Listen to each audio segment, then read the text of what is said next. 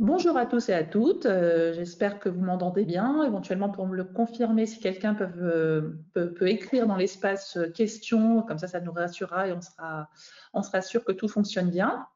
Alors, pour ceux qui ne me connaissent pas, je me présente. Je suis Virginie Bonaï-Noël, je suis directrice sciences à l'ENS PSL depuis février. Et j'ai le plaisir d'introduire ce webinaire que nous organisons conjointement avec les 3 autres ENS. Donc, le sujet de ce webinaire concerne les biais de genre, hein, vous le savez, vous l'avez vu dans le courrier, et c'est un sujet qui nous semble essentiel et c'est un sujet dont l'importance est partagée entre les 4 ENS.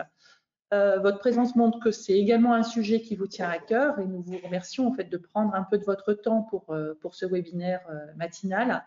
On sait que le temps est compté pour tout le monde et en particulier pour vous à l'approche des oraux, hein. Certains d'entre vous commenceront les oraux dès le début de semaine prochaine. En fait, justement, en fait, à cette période, ça nous semblait important de choisir cette temporalité pour que finalement vous ayez cette présentation et quelques éléments en plus pour mieux préparer les oraux. Alors, je suis accompagnée de Charlotte Jacquemot, qui est chercheuse en sciences cognitives, plus précisément en neuropsychologie. Charlotte est également directrice du département d'études cognitives à l'ENS et elle est également responsable de la mission Femmes et filles de sciences à l'ENS. Elle mène donc de nombreuses actions tout au long de l'année pour favoriser l'égalité hommes-femmes, mais c'est à la fois pour ses connaissances scientifiques et son expertise de terrain que nous avons sollicité Charlotte. Et Charlotte, en fait, assure les 6 sessions de webinaire que l'on fait cette semaine. Et comme je l'ai dit, hein, ce sont des sessions qui sont, c'est une organisation conjointe avec les 4 ENS pour des raisons d'organisation. Et puis parce qu'elle a gentiment accepté de faire les 6 séances, et c'est Charlotte qui fait les 6 cette année. Si on renouvelle l'expérience, on tournera avec les autres ENS et il y aura d'autres possibilités les années suivantes. Donc, je profite de ce message pour remercier très chaleureusement Charlotte en fait de son implication sur le sujet. Donc, pour nous, notre volonté d'organiser ces webinaires, elle résonne complètement avec l'actualité, et notamment avec l'annonce du plan filles et maths qui a été lancé par Elisabeth Borne. Et en fait, on a vraiment deux mesures qui nous concernent, qui résonnent complètement avec ce que l'on fait. La première mesure de ce plan, c'est de faire bénéficier dès la rentrée 2025 à tous les professeurs de l'éducation nationale d'une formation, d'une sensibilisation au biais de genre. Donc, c'est exactement ce qu'on propose aujourd'hui. Alors, bien sûr, suivant le public, on ne va pas forcément cibler les mêmes choses, mais en tout cas, ça résonne complètement avec ce qu'on vous propose. Le deuxième plan évoque également des quotas dans les classes préparatoires. Et là, en fait, je voudrais juste rappeler quelques chiffres que vous connaissez malheureusement trop bien.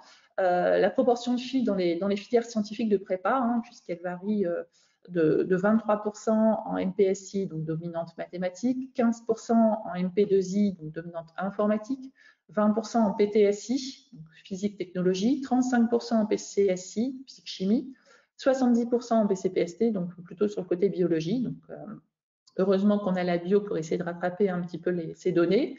Mais en fait, donc ça, si on regarde les proportions dans les filières scientifiques, c'est vraiment le vivier des candidats que l'on a et c'est le vivier pour nos ENS derrière. Et si on regarde la proportion de femmes qui intègrent nos ENS, en 2024, ça variait entre 17 et 22% selon les ENS. Et ça, c'était lorsque l'on comptait la filière BCPST. À Ulm, si on retire la filière BCPST, on tombe à 14% de femmes qui intègrent l'ENS.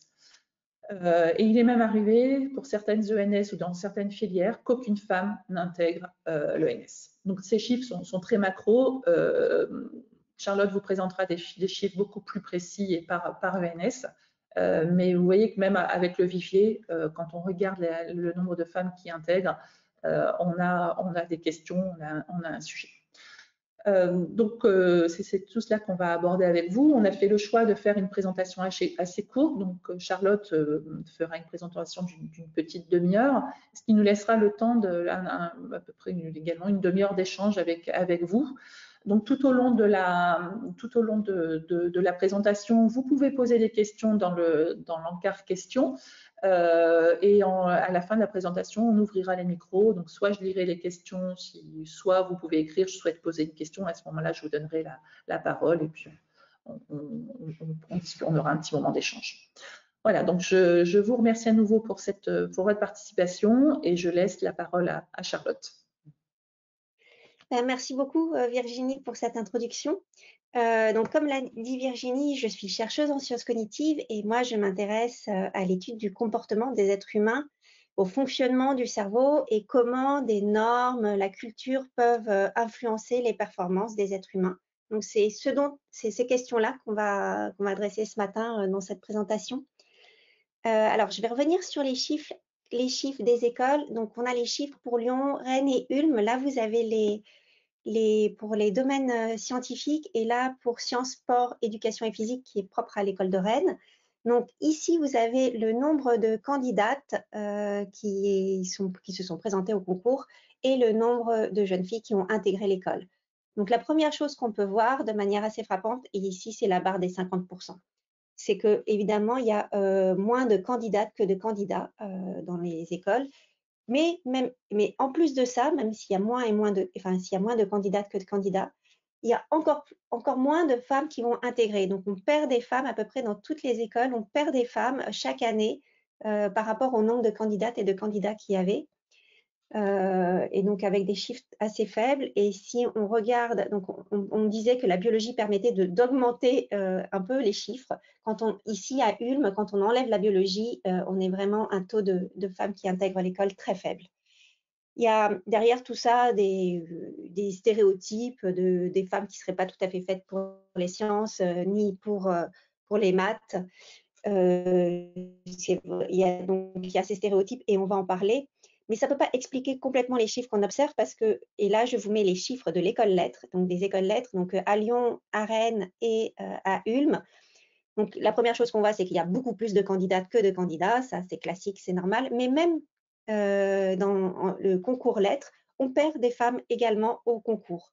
Donc qu'on soit en sciences ou en lettres, on perd des femmes et il y a moins de femmes qui intègrent que celles qui présentent le concours.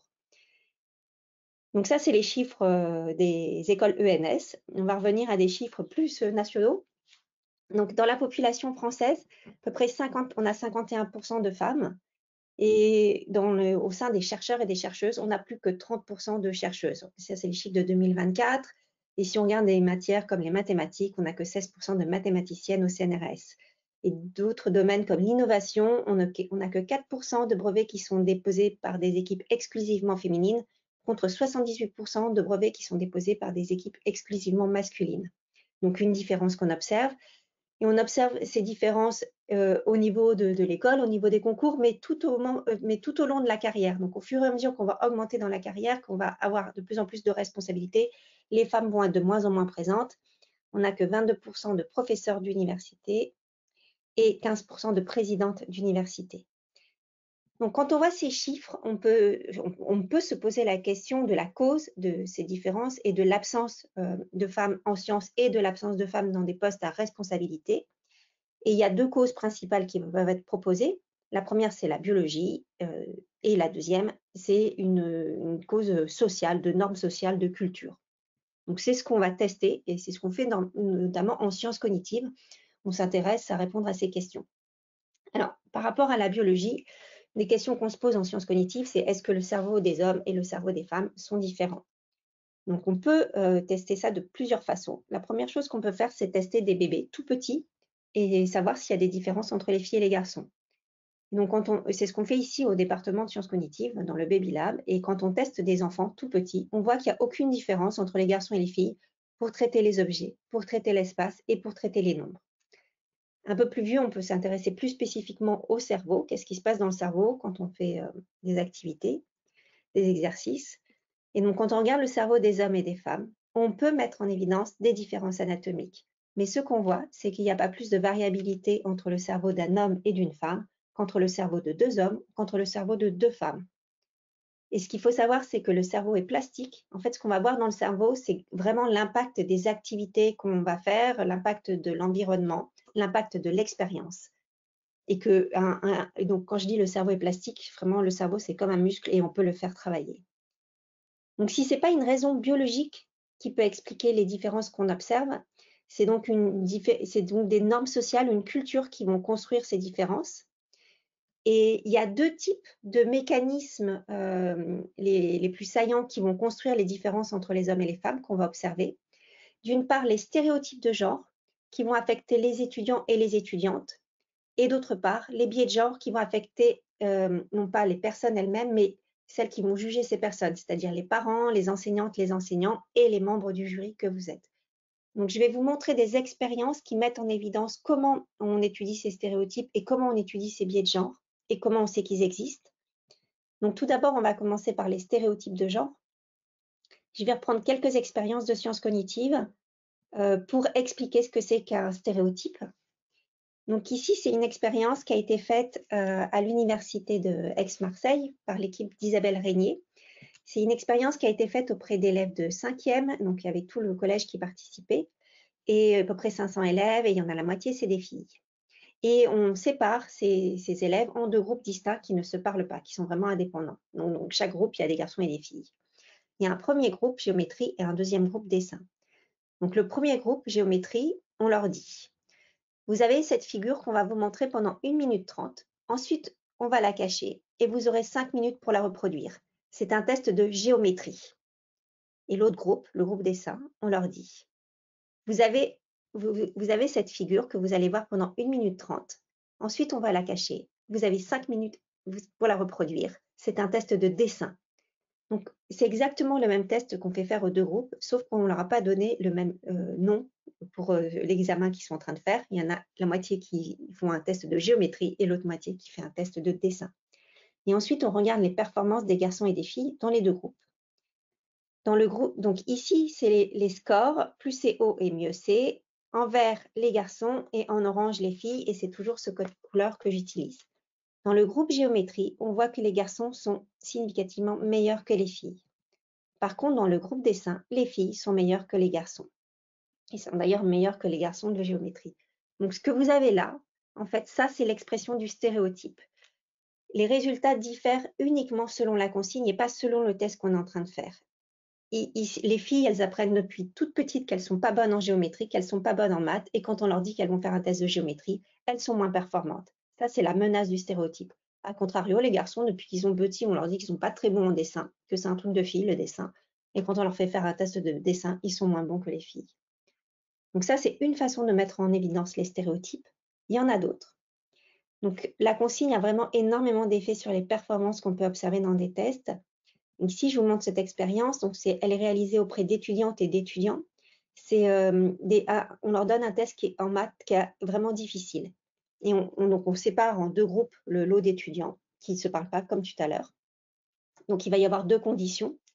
Le groupe à qui on dit: on va vous faire passer ce test, et c'est un test où on observe des différences entre les hommes et les femmes. Et l'autre groupe à qui on dit: ça, c'est un test où on n'observe pas de différence entre les hommes et les femmes, sachant que c'est exactement le même test qui est proposé aux deux groupes, juste la consigne qui diffère. Et donc, sans surprise, quand on dit qu'il y a une différence entre les hommes et les femmes, eh bien, effectivement, on observe que les garçons sont meilleurs que les filles. Par contre, quand on dit qu'il n'y a pas de différence entre les hommes et les femmes, on n'observe pas cette différence. Donc là, on voit à quel point la consigne peut avoir un impact sur les performances qu'on va observer. Alors, qu'est-ce qui se passe dans le cerveau quand on subit les stéréotypes? Donc, on peut expliquer ça, nous, c'est notre sujet d'étude, comment on peut expliquer qu'on observe ou pas des performances qui varient. Quand on fait un test, quand on est évalué, quand on fait un examen, mais quand on fait aussi la vie quotidienne, quand on est dans notre vie quotidienne, pour faire ça, on a besoin de ce qu'on appelle les ressources exécutives. Les ressources exécutives, c'est des ressources cognitives qui sont notamment liées à l'inhibition, la flexibilité, la mémoire de travail, l'attention, qui sont très importantes pour faire toutes les tâches complexes du quotidien.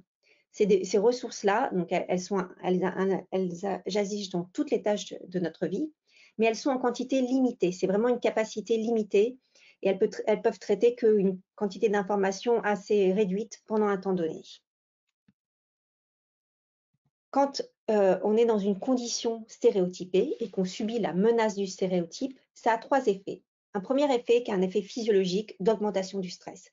Le rythme cardiaque est accru, on a une sécrétion de cortisol et on observe de la sudation. Et on a 2 autres effets. quand on fait un test ou une évaluation et qu'on sait qu'on est dans une condition très stéréotypée, on va avoir une vigilance accrue pour monitorer en continu ses propres performances. Et on va également faire des efforts pour réprimer toutes ces pensées, émotions négatives de je suis nul en maths, je ne vais pas y arriver. Donc pour faire ça, pour monitorer ses performances, réprimer ses pensées négatives et gérer son stress, on a besoin de ressources exécutives.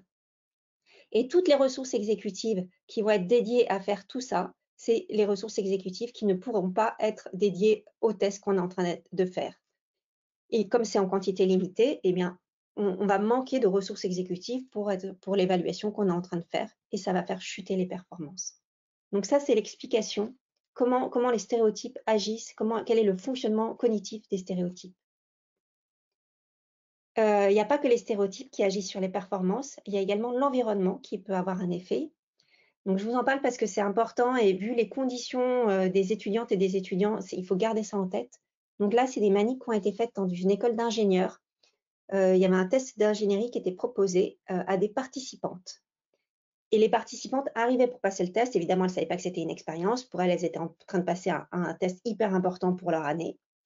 Et en même temps qu'elle, il y avait un garçon qui arrivait pour passer le test également et qui s'asseyait à côté d'elle.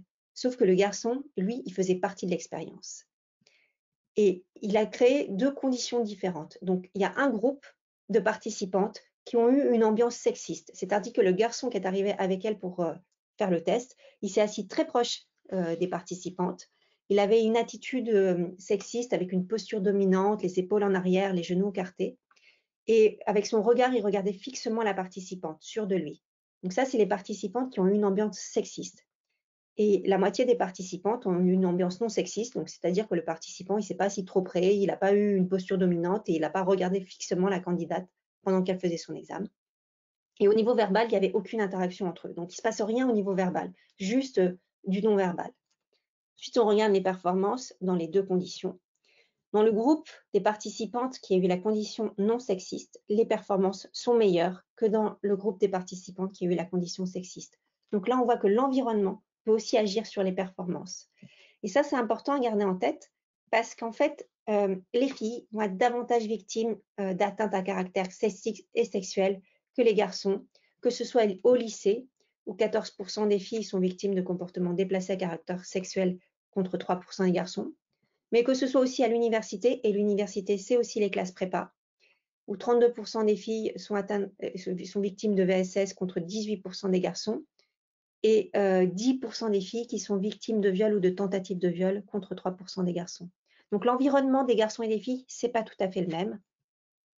Et d'ailleurs, quand on interroge les 15-24 ans sur leur ressenti, il y a 94% des femmes qui disent que c'est difficile d'être une femme contre 44% des hommes qui disent que c'est difficile d'être un homme. Donc ça, c'est tout ce qui est stéréotype et qui va avoir un impact sur les performances des étudiantes et des étudiants que vous évaluez. Mais il y a un autre mécanisme dont on va parler maintenant, qui sont les biais de genre. Et ça, les biais de genre, c'est des biais qui vont vous affecter, qui vous affectent vous, mais qui m'affectent moi, qui affectent les hommes, qui affectent les femmes à peu près de la même façon. Et c'est des biais qui montrent qu'on ne va pas traiter de la même façon les garçons et les filles. Donc, comment on les met en évidence? Ça, c'est des expériences qui ont été réalisées. Donc ici, c'est une expérience qui a été réalisée aux États-Unis auprès de professeurs de biologie, de chimie et de physique qui devaient recruter quelqu'un qui allait travailler dans leur équipe de recherche. Donc, ici, c'était 127. Et pareil, comme tout à l'heure, on sépare ce groupe en deux groupes distincts. Il y a la moitié des professeurs qui vont recevoir un CV. On leur envoie un CV donc pour recruter quelqu'un qui va travailler dans leur équipe. La moitié des professeurs va recevoir le CV avec le prénom de Jennifer et l'autre moitié va recevoir le CV avec le prénom de John. Et bien sûr, ils ne savent pas qu'il y en a la moitié qui ne reçoit pas le même prénom. Et ensuite, on leur demande d'évaluer sur une échelle de 1 à 7, est-ce qu'ils ont envie de recruter cette personne, est-ce qu'ils pensent que cette personne, ils vont la monitorer si elle arrive dans l'équipe, est-ce que cette personne est compétente et combien ils vont lui donner comme salaire. Et on compare les résultats de celles et ceux qui ont reçu le CV de Jennifer et celles et ceux qui ont reçu le CV de John. Ce qu'on voit ici, c'est compétences, employabilité, envie de mentorer la personne quand elle arrive, ou le salaire, c'est que John est dans tous les cas mieux évalué que Jennifer et on offre un meilleur salaire à John qu'à Jennifer. Donc ici, c'est juste le genre, le prénom sur le CV qui a un impact sur ce qu'on pense de la personne. Quand on peut aussi parler des bulletins scolaires, et donc ça, vous en avez sûrement vu, des bulletins scolaires. En fait, pour une même note, pour une bonne note, une fille souvent va avoir le commentaire d'être studieuse ou bonne élève, alors qu'un garçon va avoir le commentaire d'être brillant ou un élève doué. Donc même pour une même note, on n'observe pas les mêmes commentaires pour les garçons et les filles sur les bulletins scolaires. Donc ça, c'est les biais implicites qu'on subit tous et qu'on peut aussi évaluer. Donc comment on peut évaluer ses propres biais? Donc ça, c'est une expérience qui a été proposée par l'université d'Harvard. C'est un test pour évaluer de manière implicite les biais qu'on a. Le biais le plus classique, c'est qu'on associe les filles plutôt au domaine littéraire et les garçons plutôt au domaine scientifique. Et c'est beaucoup plus difficile d'associer des filles à des domaines scientifiques et des garçons à des domaines littéraires. Et quand c'est difficile, ça nous demande plus de temps pour traiter ces informations. Donc c'est exactement ce qui est fait dans cette expérience que vous avez peut-être fait puisqu'elle était présentée sur la lettre que vous avez reçue. Donc ici, on va vous présenter des mots et vous êtes avec votre écran et votre clavier et vous devez indiquer avec des touches qui sont ou à droite ou à gauche de l'écran à quel mot est associé, à quelle discipline est associé le mot que vous voyez. Donc il y a des mots féminins, des mots masculins, des mots qui sont liés aux disciplines lettres et des mots qui sont liés aux disciplines sciences. Donc plus concrètement, qu'est-ce qui se passe? Voilà ce que vous voyez sur l'écran, le mot latin, et vous devez dire, avec les touches ou à droite ou à gauche du clavier, si c'est plutôt des lettres ou plutôt des sciences. Ensuite, vous avez des mots féminins et masculins, et vous devez dire, ici par exemple épouse, si c'est un mot féminin ou si c'est un mot masculin. Et ensuite, on va travailler sur des associations. Donc là, l'association, vous voyez un mot, mathématique, et vous devez dire si c'est plutôt science ou masculin, ou plutôt lettres ou féminin. Et l'association que vous avez ici, science ou masculin, ou lettres ou féminin, c'est une association qui est très facile à faire, puisque c'est celle qu'on fait dans la vie de tous les jours. Donc faire cette tâche, c'est plus facile que faire cette autre tâche, où on va vous demander d'associer ce mot-là à lettres ou masculin, ou à science ou féminin. Et ici, donc, on associe lettres et masculin, on associe science et féminin. Et donc ça, c'est beaucoup plus difficile. C'est à l'inverse du stéréotype qu'on a. On va calculer les temps de réaction que vous mettez pour faire cette tâche-là par rapport à la précédente, qui était plus facile. Et le temps de réaction, ça illustre le temps qu'il vous faut pour traiter cette information. Et plus le temps de réaction est long, et plus c'est difficile.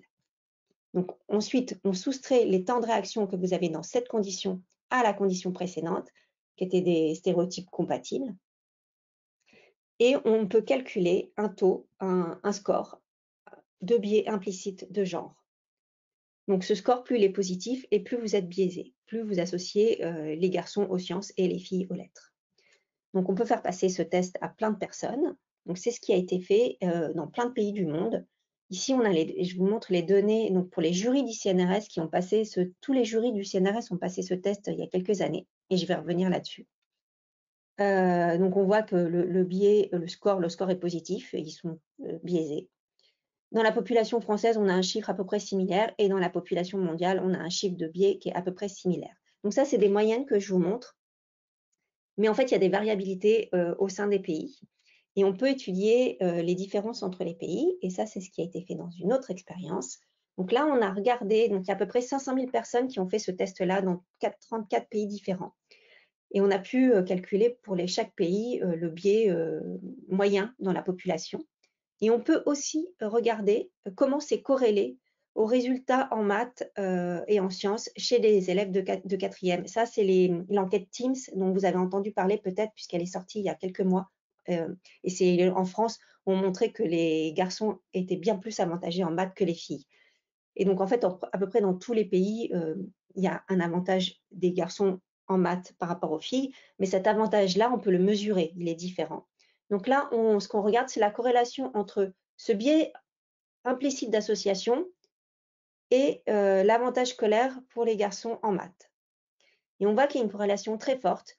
Dans la population, plus le biais est présent, et bien plus il va y avoir un avantage scolaire pour les garçons en maths et en sciences. Donc ça, c'est vraiment, ça nous donne une indication sur l'impact des biais.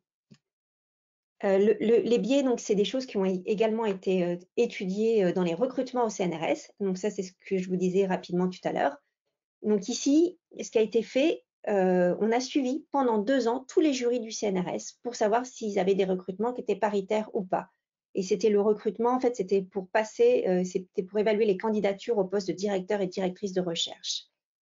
Et tous ces membres de jury, donc des jurys LED, des jurys sciences, ont passé d'une part le test de biais implicite, donc celui que je viens de vous montrer, on peut calculer un biais implicite, un score implicite de biais. Et on leur a également posé des questions explicites pour mesurer leur biais explicite. Donc, est-ce que, pour les questionner sur les raisons de l'absence de parité en sciences, est-ce que l'absence de parité, c'est dû à des obstacles externes, dû à la discrimination, ou au contraire, est-ce que, en fait, c'est dû à des différences de compétences entre les hommes et les femmes? Et avec ces questionnaires, on peut mesurer un biais explicite. Et ce qui a été fait, donc on avait une valeur de biais implicite pour chaque individu, une valeur de biais explicite, et on a regardé l'année d'après, après qu'ils aient passé tous ces tests, comment ils recrutaient. Parce qu'évidemment, l'année où ils passaient les tests, ils faisaient super attention. Donc on a regardé ça l'année d'après. Est-ce qu'ils avaient un recrutement qui était paritaire ou pas? Et on a calculé, donc ici, si c'était plus paritaire l'année 2 moins l'année 1. Donc, ce que vous voyez sur ce graphe, si on a des valeurs positives, ça veut dire que les recrutements étaient paritaires. Si on a des valeurs négatives, ça veut dire que les recrutements n'étaient pas paritaires. Et on a regardé les données en fonction des biais explicites et des biais implicites. Donc, tout d'abord, pour les membres de jury qui reconnaissaient explicitement que les biais existent. Et c'est à peu près la moitié des jurys. Ce qu'on voit, c'est que, en fait, implicitement, qu'ils soient biaisés faiblement ou fortement, ça ne change pas grand-chose. Ils ont un recrutement qui est paritaire. Par contre, chez les membres de jury qui minimisent les biais, qui disent mais non, en fait, ça n'existe pas, c'est vraiment dû à des différences de compétences. Si implicitement, ils ne sont pas très biaisés, ça n'a pas d'effet. Par contre, si implicitement, ils sont très biaisés, à ce moment-là, ils vont avoir un recrutement qui n'est pas du tout paritaire. Donc, ce qu'on voit ici, ce qui compte, c'est pas le fait d'être biaisé implicitement, parce que ça, en fait, on est tous et toutes biaisés, mais c'est de reconnaître que les biais existent. Et si on reconnaît que les biais existent, si on admet que les biais sont présents, si on en prend conscience, on peut avoir un recrutement plus paritaire. Donc ça montre l'importance de sensibiliser les comités d'évaluation aux biais de genre, et c'est pour ça que je suis en face de vous. Donc, une fois qu'on voit qu'il y a ces stéréotypes, ces biais qui existent et qu'il y a un problème de mixité, on peut quand même se poser la question, est-ce qu'il y a de bonnes raisons à lutter contre ça? Est-ce qu'on a vraiment des bonnes raisons de réduire ces inégalités entre les hommes et les femmes? Est-ce que vraiment ça a un impact? Oui, ça a un impact. Alors, ça a un impact, premièrement pour les femmes. Il n'y a pas assez de femmes dans les domaines scientifiques et des domaines de l'innovation. Il n'y a pas assez de femmes dans les métiers très rémunérateurs. Et il n'y a pas assez de femmes dans les structures de décision, comme les comités de direction du privé et du public, mais aussi toutes les instances politiques. Et ça, en fait, ça a un impact. Ça a un impact, premièrement, économique assez énorme. S'il y avait une parité dans l'innovation, on aurait une hausse du taux de croissance de 70%. Et le coût de ces discriminations, le coût de ces inégalités, c'est énorme, c'est 14% du PIB. Et en fait, ça, c'est dû au fait que les inégalités salariales, c'est 150 milliards d'euros qui ne vont pas être versés à tous ceux et celles qui subissent les inégalités salariales. Et ces 150 milliards d'euros, c'est 70 à 80 milliards d'euros de ressources en moins pour les finances publiques en retour. Donc ça, il y a vraiment, même économiquement, c'est un vrai problème. Plus proche de la science, il y a des travaux de recherche qui montrent que les équipes mixtes sont plus innovantes. La présence des femmes au sein des directions d'entreprise, elle est corrélée à des meilleures performances organisationnelles et financières.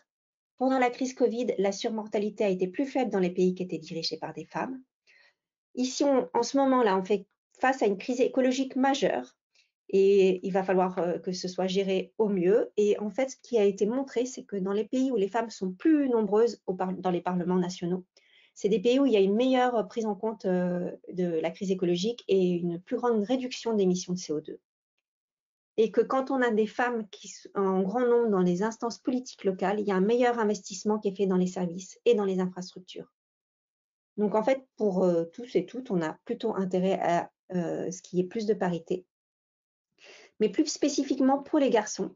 Donc les garçons, on a une éducation des garçons avec des injonctions très fortes à la virilité, à la performance, à la réussite, où il ne faut pas montrer ses émotions, il ne faut pas montrer ses sentiments, il faut s'orienter vers des carrières scientifiques, des carrières rémunératrices. avec un peu un idéal normatif de puissance et de force à travers lequel on va éduquer les garçons. Bah, ça aussi, ça a des conséquences qui sont assez terribles en fait. Entre 15 et 35 ans, le suicide, c'est la première cause de mortalité. Et parmi ces personnes qui se suicident, il y en a 75 qui sont des hommes. Donc il faut croire que cette éducation-là n'est pas forcément favorable à leur épanouissement et à leur bien-être. Et ensuite, il y a un coût de la virilité qui est évalué à 95 milliards d'euros donc, par an. On voit que les hommes, c'est 96% de la population carcérale, 83% des mises en cause devant la justice. Ça a un coût, c'est un coût à la fois direct pour l'État, le contribuable, avec des frais de justice, des frais de force de l'ordre et des frais de santé. Et puis des coûts indirects sur toute la perte de productivité, sur les traumatismes physiques, psychologiques des victimes. Donc pour toutes ces raisons, on a vraiment intérêt à avoir une société qui soit plus égalitaire, qui soit plus paritaire, à la fois pour les hommes, pour les femmes et pour toute la société. Donc concrètement, comment on fait? Donc vous n'avez pas tout ça sur les épaules, mais vous allez évaluer des candidates, des candidats. Donc qu'est-ce que vous pouvez faire pour améliorer la parité dans ces recrutements? La première chose qui est super importante, c'est de prendre conscience de l'existence des biais. Ça a vraiment un impact. On est tous et toutes biaisés implicitement, mais explicitement, si on en prend conscience, on peut vraiment agir sur nos biais. On est tous et toutes concernés, c'est les hommes comme les femmes. Et comment on peut faire ça concrètement? Il faut établir des critères d'évaluation à prendre en compte et leur importance relative avant d'examiner les candidates et les candidats. Et on peut aussi vérifier au cours du processus d'évaluation, aux différentes étapes, si il y a la parité qui est respectée à chaque étape des processus de recrutement. Voilà, je vous remercie pour votre attention.